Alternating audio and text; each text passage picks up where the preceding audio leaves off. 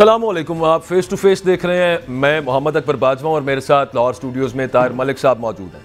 आज वफाकी बजट पेश किया गया और बजट क्या है? बजट सिर्फ ये है कि ये हमारा खर्चा होगा, इतनी हमारी कमाई है और बाकी जो पूरे करने हैं वो आप में मेरे में से कुछ निकाल के करने हैं और कुछ बाकी कर्जे शर्जे लेके पूरे करने हैं। तो उसका ब्रेक डाउन दिया, आपको एक लाइन में समझ आ जाएगा कि बजट क्या है।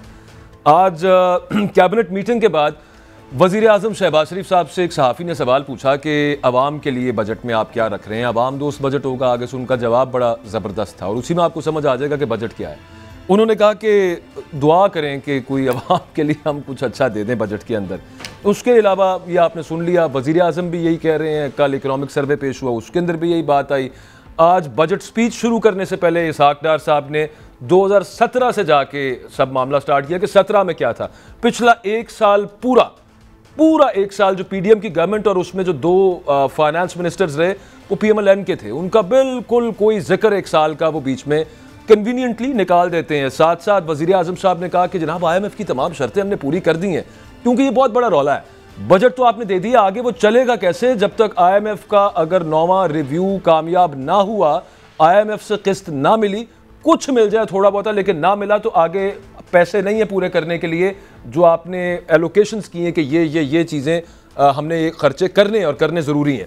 तो उसकी वजह से उन्होंने कहा, और IMF का उन्होंने बड़ा एक सिंपल सी जो बात की, उन्होंने कहा कि सब कुछ पूरा कर दिया फिर भी नहीं हो रहा। और ये तहरीक इंसाफ की वजह से, क्योंकि तहरीक इंसाफ की जो हुकूमत थी उन्होंने IMF से किए मुआहदे तोड़े थे, उन्होंने पेट्रोल की प्राइसेस, पेट्रोलियम मसनूआत की प्राइसेस कम की थी and so on and so fourth. लेकिन मिफ्ता इस्माइल साहब को फिर अगेन वो भूल जाते हैं। मेरा ख्याल है शायद पार्टी के अंदर बाकायदा तौर पे नहीं है तो उसमें से निकाल देते हैं। अब PTI की हुकूमत जाने के बाद मिफ्ता इस्माइल ने एक रिव्यू था वो कामयाब करवाया था।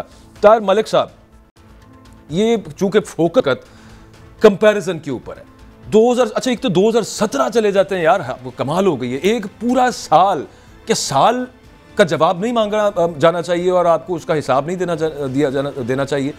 सिर्फ ये बताएं थोड़ा सा, 17 में ये अभी 22 में हम कहाँ पे खड़े थे और 23 में ये कितना पीछे लेके आ गए हैं मईशत को।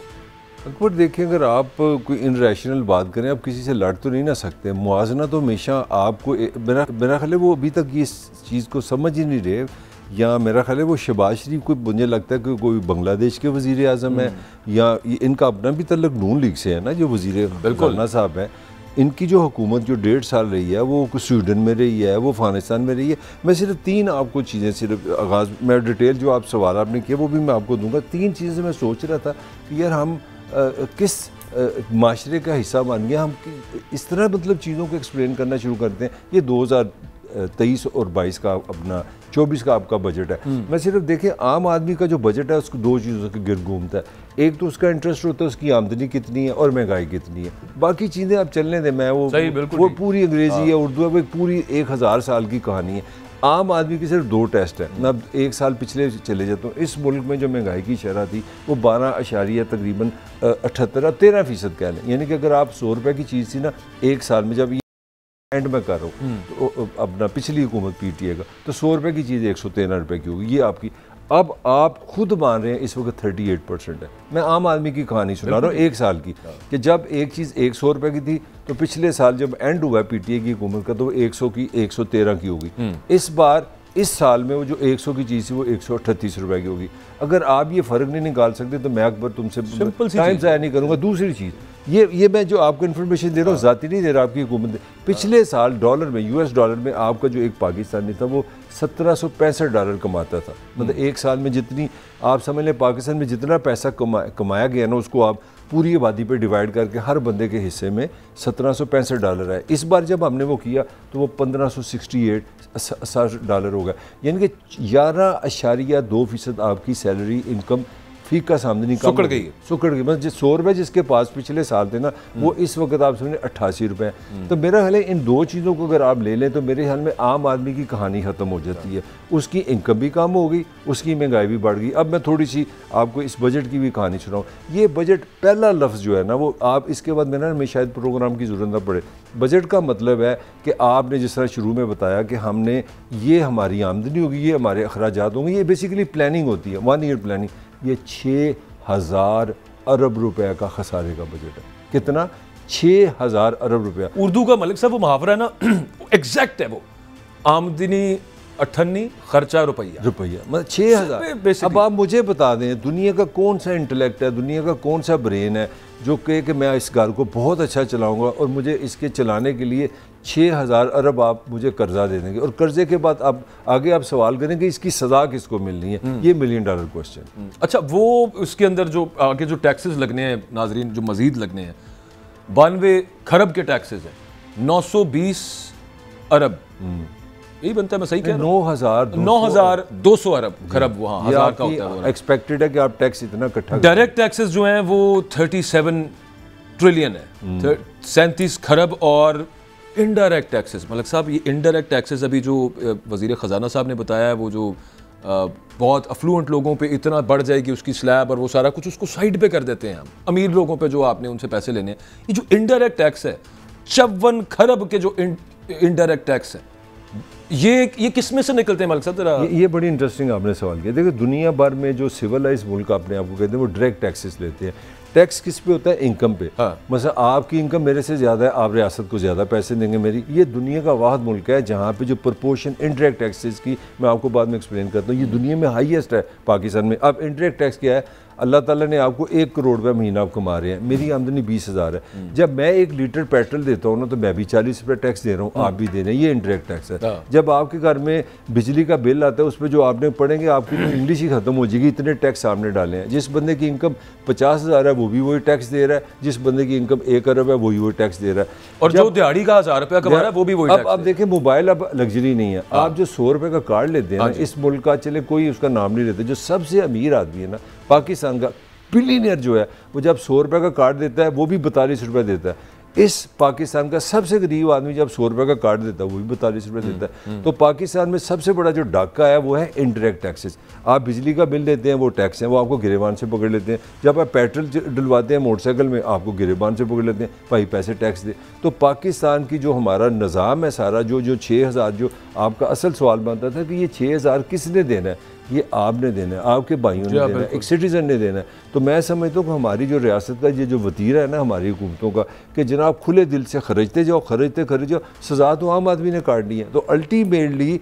ये जो आपका क्वेश्चन था वो उसका जवाब ये कि ये सारा जो सबसे बड़ी मैं समझता हूँ हमारा फेलियर है, हमारी एक जो कैपेसिटी का इशू है, इनकॉम्पिटेंस का इशू है कि यार जितने पैसे हैं उसका बजट बनाओ, 6,000 कहाँ से आएंगे, ये असल सवाल है। मुझे ये बता, नहीं वो कैसे उसमें से बनाए? उसमें से अब जिनको पेंशन देनी है उनको देनी है, जिनको तनख्वाहें देनी है उनको देनी है। 30% इजाफा माशाल्लाह आज सरकारी मुलाजमीन की तनख्वाहों में हुआ है। उसमें मैं सॉरी टाइम लूँगा आपसे, उसका भी मैं आपको बता दूँ। मैंने याद है एक प्रोग्राम में आपको एक डाटा दिया था, हमारे अपना कारदार साहब वज़ीर ख़जाना ने, उनकी एक स्टडी आई है। उन्होंने कहा कि पाकिस्तान में ख़ास तौर पे 18वीं तरमीम के बाद ये जो आप मैं को मुलाजमीन के ख़िलाफ़ बात नहीं कर रहा, मुलाजमीन को अब 4,000 अरब रुपए की आप उनको पेंशन और अपना सैलरी देते हैं। कितनी? 4,000 अरब की। उसमें उनका कहना, उनकी स्टडी ने बताया कि जो 6 लाख सरकारी हमारे वफाकी हुकूमत के मुलाजिम हैं, 6 लाख, उसमें 4 लाख इजाफी है। 4 लाख आप मुलाजमीन को निकाल सकते हैं, वो इनएफिशिएंट हैं, वो बेकार हैं, उनका कोई इस्तेमाल नहीं, ख़ास तौर पर 18वीं तरमीम के बाद। यार मैं 4,000 अरब रुपए की बात कर रहा हूँ और आपको सुन के हैरत होगी। मैं अपने वज़ीर ख़जाना को सलाम करता हूँ, उन्होंने 2 मैंने खर्चे सुने। उन्होंने कहा कि पाकिस्तान में औरतों की बड़ी वैल्यू है, हम बड़ा प्यार करते हैं अपनी बेटियों से, बहनों से।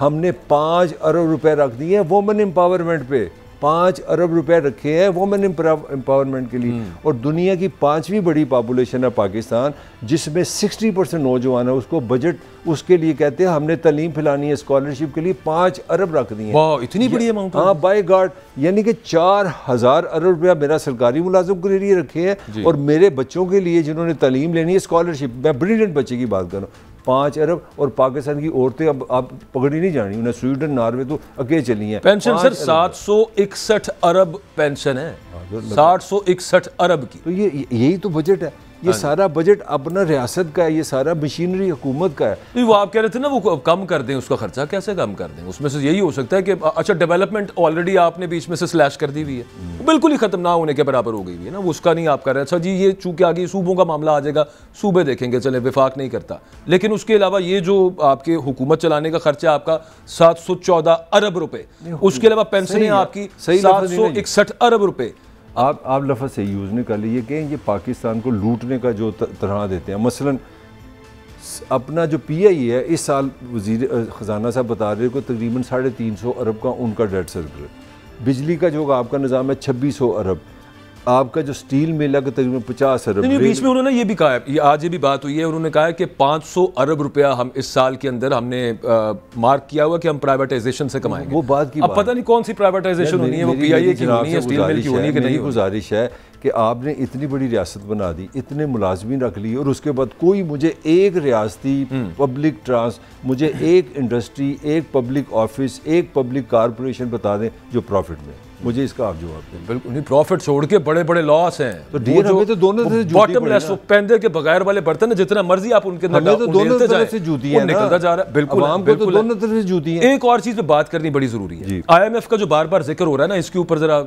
नाजरीन की ज्यादा उसको क्लियर करने के लिए 7,572 अरब रुपए का बजट खसारा है। इस बजट खसारे का मतलब ये है कि ये हमने या उधार लेके या मजीद टैक्सेस के थ्रू हमने वो सब कुछ निकालना है। मेरा एक बड़ा छोटा सा यहाँ पे सवाल है, इस पे मैं आपसे भी कहूँगा कि आप बताइएगा कि क्यों IMF इस वक्त बहुत ज़्यादा ज़रूरी है, उस पर हम बात करते हैं। लेकिन वो जो ये जो हमने डेट सर्विसिंग में देने, यानी कि कर्जे अपनी जगह पे हैं, उसके अलावा उनके ऊपर जो सूद है वो अपनी जगह पे देना है।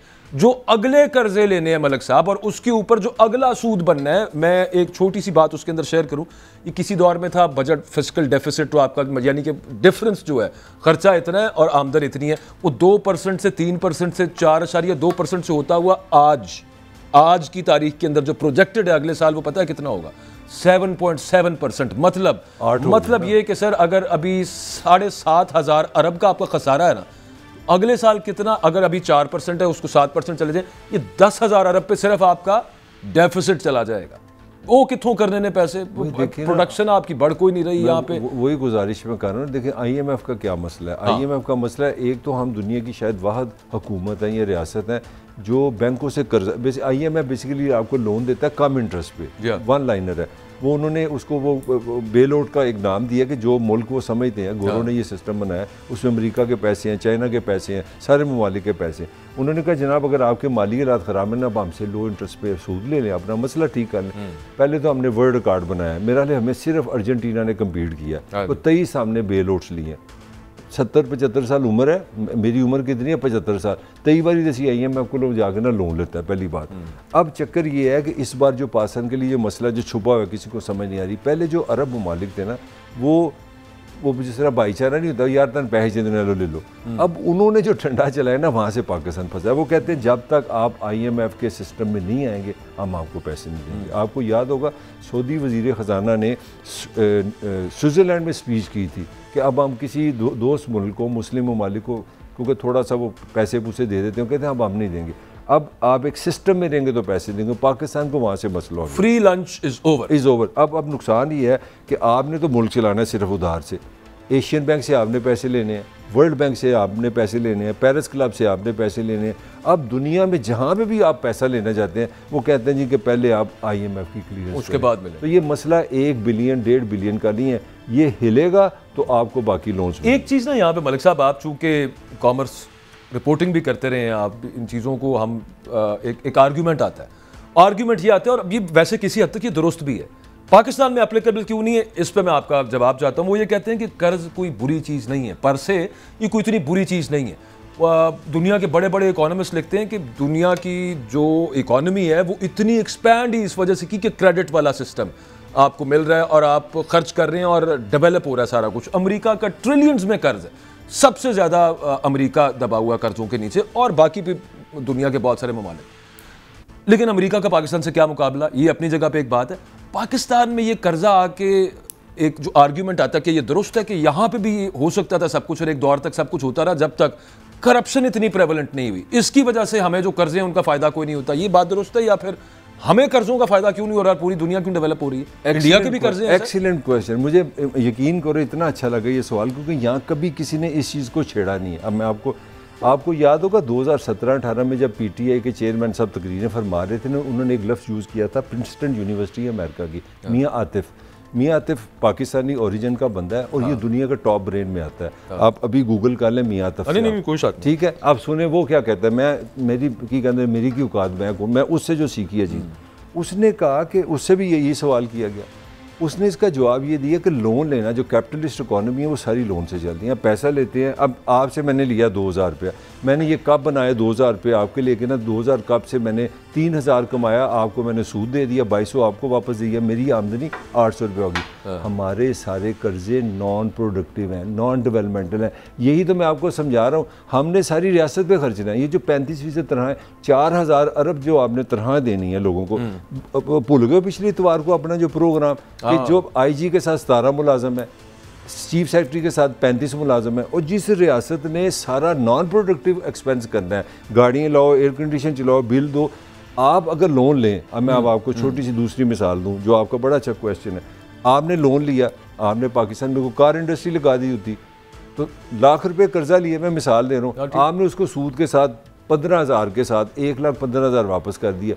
यहाँ लोग मुलाजम हैं, आप पैसा प्रोड्यूस कर रहे हैं। मुझे आप बताएं कि पाकिस्तान जो कर्जे लेता है, आपका मैं जवाब देने में, वो सारे कर्जे आपकी सैलरीज पे कर्जे वापस करने के लिए, हाँ कर्जे, ये असल में बॉटम लाइन है जो लोग यहाँ सोच ही नहीं रहे कि हमारा इशू क्या है। और मैंने मियां आता से सीखी ये चीज़, मेरे भी अंदर भी यही क्वेश्चन था कि यार दुनिया सारी लोन लेती है। उसने कहा भाई ये वो रियासत है कि आप जो लोन लेते हो वो आप खाते हो। लेकिन मलिक साहब ये बैलेंस जो था ये पाकिस्तान में भी एग्जिस्ट करता था, ये कहीं तो जाके टूटा था ना। अच्छा एक दफ़ा कोई वक्त आया था ना कि जहाँ पे जाके हमने ये देखा कि यार हमारे खर्चे बढ़ते बढ़ते बढ़ते इतने आ गए हैं कि अब हमें कर्जे की किस्त वापस करने के लिए कर्जा लेना पड़ रहा है।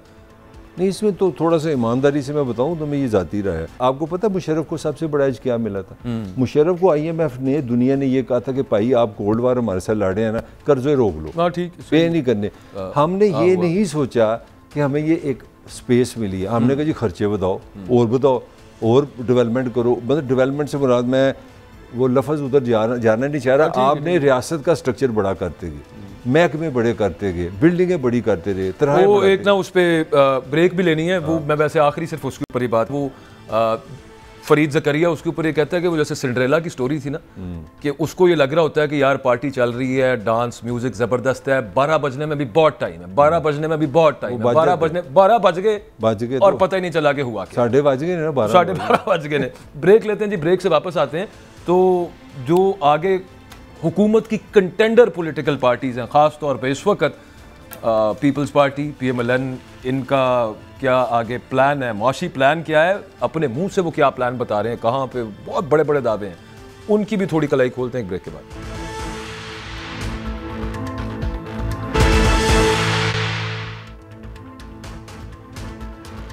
Welcome back. ये ब्रेक पे जाने से पहले जो हम बात कर रहे थे कि पाकिस्तान का अब एक सॉलिड पॉलिसी और एक लॉन्ग टर्म पॉलिसी बार बार तब्दील ना हो, क्योंकि जो तहरीक इंसाफ की गवर्नमेंट, वो जो मैं मलिक साहब से पहले, मलिक साहब आपसे जो मैं बात कर रहा था ना, मैं डाटा शेयर कर सकता हूं? अच्छा वो डेटा वो आप बिल्कुल शेयर करें, लेकिन मैं सिर्फ उसके अंदर आर्ग्यूमेंट ये देना चाह रहा था कि मसला क्या हुआ, एक तरफ आप 6% ग्रोथ पे गए हैं, इधर आपके ज़हन में ख्याल आया कि नहीं यार ये नहीं ठीक, असी हुकूमत चेंज करनी है, और उसके बाद पॉलिटिकल आप फीवल जो यहाँ पे चलता रहा, उसके बाद क्या हुआ और क्या नहीं हुआ, वो डेटा तो जरा शेयर करें। जो मैं डाटा शेयर करता हूँ उसमें मैं मतलब 1 साल की जो आपने बड़ी अच्छी बात की, इसमें देखिए छोटी छोटी, एक तो मैंने आपको महंगाई से शुरू दोबारा कर देता हूँ कि महंगाई सी 13%। एक साल से मुराद है जब तहरीक इंसाफ के लास्ट डेज हैं और ये 1 साल इनका हो गया, तो आपके यहाँ 13% महंगाई थी जो 38% होगी। आपके जब वो लास्ट टाइम था PTA का, तो पाकिस्तान से पूरे से 2 लाख लोगों ने पासन छोड़ा पेट भरने के लिए। कोई हम याशी तो नहीं ना करते, बड़ी जगह मेहनत ही करते हैं। इस बार 10 लाख हो गए। ये बड़ा बड़ा इंडिकेटर है आप किधर जा रहे हैं। अच्छा, आपकी जो ग्रोथ थी जिसको हम GDP ग्रोथ बोलते हैं, वो अब इस बार 0.29 है। आई एम श्योर कि ये पासन की हिस्टोरिकली लो है, जो कि पिछले साल 6% थी। आगे चलते हैं, ज़राअत की जो तरक्की थी ना आपके यहाँ, जो ज़रिए जिसको पहले वो थी 4.27 लास्ट ईयर, आपको आगे जाना है ना, आप 1.55 पे आ गए, आपने हाफ पे आ गए। अब इंडस्ट्री जो आपकी सनती तरक्की की शरह जो थी वो थी 6.83%, जो अब कम हो गई 2.94 हो गई है, ये भी हाफ हो गई है। इंडस्ट्री में भी पीछे आ गए, ज़राअत में भी आप पीछे आ गए, महंगाई में भी पीछे आ गए, इनकम में भी पीछे आ गए। आगे चलते हैं, कंस्ट्रक्शन जो किसी भी कहते हैं ना सोसाइटी की रेल पेल आपने देखनी है वहाँ पे क्या हो रहा है। अगर कंस्ट्रक्शन हो रही है तो कहते हैं कंस्ट्रक्शन एक वन इंडस्ट्री जिसके साथ 30-40 इंडस्ट्रीज मूव करती हैं। तो आपके जो पिछला साल था 1.9% की ग्रोथ थी, अब सुन के आपको हैरत होगी -5। कंस्ट्रक्शन नाम की चीज़ नहीं है। सर्विसेज जो आपकी सर्विस इंडस्ट्री थी वो 6.19 से ग्रो कर रही थी, जो 0.86 पे आ गई। ये जो होते हैं ना कैफ़े खुल रहे हैं या रेस्टोरेंट खुल रहे हैं, इसको सर्विस इंडस्ट्री बोलते हैं, वो सारी आपकी साफ़ हो गई। फिर आपकी जो होल सेल रिटेल तजारत थी उसकी जो ग्रोथ चल रही थी वो 10.3 थी, अब वो -4 है। यहाँ से आप देख लें। फिर इंफॉर्मेशन एंड कम्युनिकेशन, मैं ये कम्युनिकेशन ये मीडिया की बात नहीं कर रहा, ये इंडस्ट्री की बात कर रहा हूँ, 10.3 उसकी ग्रोथ रेट थी, अब वो आ गई है जनाब, ये भी अपना -4 पे आ गई है। आगे चलते हैं, ये जो आपका प्राइवेट जो बिज़नेस था आपका, जो उसकी जो प्रपोर्शन थी फ़ी का आमदनी, मैंने आपको पता है सरमायाकारी बड़ा एक इंटरेस्टिंग है। लास्ट जो सरमायाकारी जो प्राइवेट सरमायाकारी थी वो 27% थी, वो कम हो गई 6.18% हो गई है। इसी तरह जो पब्लिक इन्वेस्टमेंट थी पाकिस्तान में वो तकरीबन 40% थी, जो कम हो गई 14% आ गई। ये मैंने सिर्फ 1 साल का आपको मुआवजा किया। और डार साहब इतने हमारे समझदार हैं, वो कहते हैं पाकिस्तान में 2022 तो आए नहीं है, हमारे यहाँ कैलेंडर अपना है, 2017 था, 2017 से जो अगला साल है ना वो 2023 है। एक मैं कमेंट ज़रूर करूँगा, जो यहाँ पे बड़े समझदार लोग हैं, हम तो उनमें शामिल नहीं हैं, वो सारी कहते हैं कि पाकिस्तान को बड़ी प्राइस पे करनी पड़ती है पॉलिटिकल इंस्टेबिलिटी। बिल्कुल, मैं as a student of history, political experiment कह लें मलिक साहब, मेरा लिए एक्सपेरिमेंट एक ही है, वो 70 साल से एक ही हो रहा है, वो नया नहीं। नहीं, वो हर दफा जो एक्सपेरिमेंट हो जाता है, हमारा दिल ये कर रहा है, एक ही किंग्स पार्टी होती है, एक ही तरह से वज़ीर आज़म जाता है, कोई नई बात नहीं, उसमें कोई ऐसी कोई इंटरेस्टिंग चीज़ नहीं, वो फिल्म बहुत पुरानी होगी। तो मैं जो बात करना चाह रहा था कि नवाज शरीफ को जो आपने समझदार लोग सारे इकोनॉमिस्ट कहते हैं, जो 2016 में जब आपने उसको नॉन पोलिटिकली निकाला, उसकी प्राइज़ हमने इकोनॉमी में दी। और अब जो लोग हैं वो यही कह रहे हैं कि अगर पीटीआई की हुकूमत अच्छी या बुरी की बहस ना करें, उसको टेन्योर पूरा करने दें और पॉलिटिकली ट्रांसफ़र करें। आपने उसको भी छेड़ा है और नवाज को भी छोड़ा है, और उसकी प्राइस मैंने आपको बता दिया की दिया। और at the very same time जब वो बात करते हैं ना इसकी तौजीह देने की, एक बड़ा बूढ़ा सा आर्ग्यूमेंट है, वो ये है कि जनाब सैलाब आया 2022 में, सैलाब ने पाकिस्तान की मईशत को, वो कहते हैं जी 300 अरब का नुकसान पहुँचाया। अच्छा मलिक साहब, ये नहीं साथ बताते कि कोरोना की वजह से ना $15 बिलियन का फायदा भी हुआ था पाकिस्तान। वो भी है, क्योंकि पूरी दुनिया तो बेड़ा गर्क हो गया था, सारी दुनिया का। पाकिस्तान में जो कोरोना आया था ना, ये एग्जैक्ट फिगर है $15 बिलियन। ये पता नहीं उसको फायदे के अंदर गर्दानते हैं, नुकसान हुआ था $15 बिलियन का। उसके बावजूद ये तो दुनिया के अंदर जो मामला और एक यहाँ पे आफात आ गई, वो तो एक मामला चलता रहता है। इसके अलावा मैं सिर्फ एक सवाल आपसे पूछना, तो बड़ा सीरियसली पूछना चाहता हूँ, ये तो नून लीग के अपने पुराने वजीर ख़जाना मिफ्ता इस्माइल, वो रोज़ तनकीद कर रहे होते हैं इस वक्त की पॉलिसीज़ के ऊपर, मीनिंग देयर बाय इसहाक डार। शाहिद खान अब्बासी साहब खुद वो एक फाइनेंस का बैकग्राउंड रखने वाले वज़ीर आज़म रहे हैं, वो तनकीद कर रहे होते हैं, दफ़ा करते हैं जी, उनकी तनकीद की हम बात नहीं करते। मुझे एक बात बताएं, इसहाक डार साहब का कोई एक मुझे ऐसा क्लेम बताएं जो जब से ये वज़ीर ख़जाना बने और उससे लेके अब तक वो पूरा हो गया हो। मैं कैसे मान लूं कि अगर दोबारा हुकूमत इनकी आ जाए, बड़े ज़ोर ज़बरदस्ती तिगड़म के साथ जो मर्जी कर लें, वज़ीर ख़जाना का कंटेंडर अभी भी इसहाक डार अपने पिछले साल में किसी एक चीज़ का जवाब नहीं दे सकते। और मैं आऊँगा तो IMF की आंखों में आंखें डाल के ये कर दूंगा, और ग्रोथ में यहाँ पे ले जाऊँगा, महंगाई में यहाँ पे ले आऊँगा, हर चीज़ उल्टी हुई है मलिक साहब, हर चीज़ उल्टी हुई। मैं कल उनकी बात सुन रहा था, वो कह रहे थे कि जनाब, मैं याद है आपको, वो कहते थे $200 पे आराम से मेरा, जब वो लंदन में थे, एक और का, हाँ जी, वही एक ही पॉइंट पे आते हैं। मैं कल हैरान रह गया, मैं सर पकड़ लिया, मैंने कहते हैं कि जनाब मैं तो $200 को लिया था 217 पे। फिर मैं एक दफ़ा अमेरिका गया, पीछे पता नहीं लगा क्यों है, वो कह रहे हैं कि जब मैं अमेरिका गया पीछे से खुफिया आते उन्होंने डॉलर महंगा कर दिया। मेरा आपसे सवाल ये है अकबर कि हुकूमत कौन है, कंट्रोल किसने करना है, निज़ाम किसके पास है, खुफियात किसने ढूंढने हैं, सज़ा किसने देनी है, ये अकबर बाजवा ने देनी है, नहीं तार मलिक ने देनी। वो मेरा हाल साढ़े ही काम रह गया। मतलब मैं हैरान हूँ, पाकिस्तान को प्रेस कॉन्फ्रेंस में फरमा रहे हैं कि भाई मैं $217 पे ले आया था, मैं जब अमेरिका गया हूँ तो पीछे से खुफिया ने इसको महंगा कर दिया। यार आप कोई न्यूट्रल ऑब्जर्वर तो नहीं ना, पाकिस्तान की स्टेट अभी भी कहा है मलिक साहब, आज की बात है, वो जो है ना $1 लाख आप पाकिस्तान से बाहर से ले आए और उसके बाद आपको पूछेगा कोई नहीं कि ये आपका धन दौलत काला है, ग्रे है, हलाल है, हराम है, क्या है, दफ़ा करें, मिट्टी पा देंगे सारी चीज़ के उत्ते, तुसी $1 लाख या इससे ज़्यादा आप ले आएँ बाहर से, कहीं से ले आएँ। इस पर तफसीली हम खैर बात करेंगे, लेकिन उसके साथ एक बड़ी दिलचस्प बात उन्होंने की है, वो उन्होंने साथ ये कहा है कि ये जो ज़ख़ीरा करके बैठे हुए ना डॉलर का, इनको नहीं हम छोड़ेंगे। यार कदों फड़ना है, नहीं वो पकड़ना कब है उनको, प्लान कर लिए, वही आपके वाली बात है यार।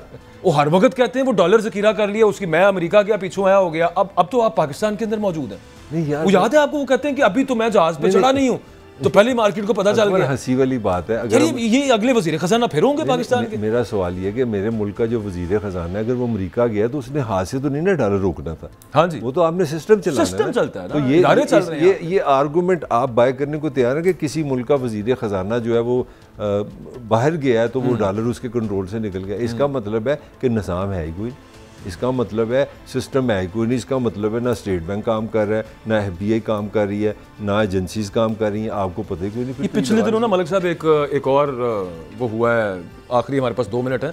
चीन ने वो एक ऐलान किया उन्होंने अपने हिसाब से है कि वो पता नहीं 10 अरब डॉलर के कितना ना वो एक वो प्रोजेक्ट के लिए वो सारा वो खर्चना चाह रहे हैं। तो लुडियाँ हमने डालना शुरू कर दी कि साढ़े कोल भी आ रहे हैं बिचो, साढ़े कोल भी आ रहे हैं। ये भी कुछ चक्कर है कि ये उस पर आंखें रख के बैठे हुए कि देख पकेगी तो इधर ही आएगी। मेरा ख्याल है ये को हमारी कलेक्टिव साइकोलॉजी का इशू है, क्योंकि हम we are govern ruled by गोरे ने मेरा लिए 100 साल पंजाब पे और 200 साल इंडिया पे हुकूमत की है।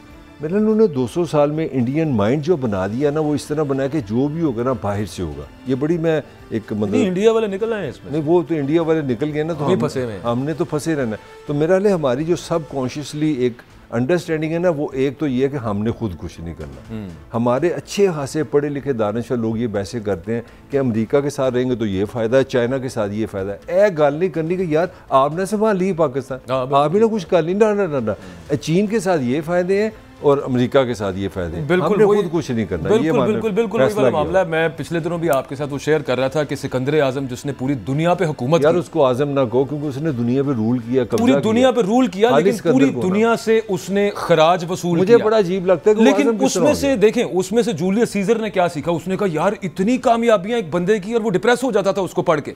हमने उसमें से क्या सीखा? हमने उसमें से ये सीखा कि यार सिकंदर भी तो दुनिया तो खाली हाथ गया ना, कुछ 4 पैसे मैंने तो दे देना यार। हमने उसमें से भीख निकाली है बस, अपने मिजाज के मुताबिक हमने उसमें से सबक निकाले हैं, और आज तक हम उसी पे फंसे हैं। वो चीन उधर अपना ऐलान करता है, हम उसमें से अपना देखना शुरू कर देते हैं। वो यार है तो नहीं अंदरों से पक्के हैं। हर बंदा अपने अपने पैसे बनाता है, बाहर से कहता है ये ज़िंदगी आर्जी है, अल्लाह मियाँ की हाथ चले जाना। अंदर से बैंक बैलेंस कोई नहीं बताता, अपने पैसे बनाए जा रहे हैं, कोठियाँ शोठियाँ बनाते हैं पाकिस्तानी। मगर ये जिक्र के लिए हम करते हैं यार आर्जी सी दुनिया तो एनी आर्जी तो भाई पैसे दे दे सर वो कोई नहीं देगा। नहीं सही बात है। चलें जी, खैर प्रोग्राम का वक्त खत्म हो गया। इंशाल्लाह कल आपसे मुलाकात होती है। आज के प्रोग्राम का फीडबैक दीजिएगा। अल्लाह।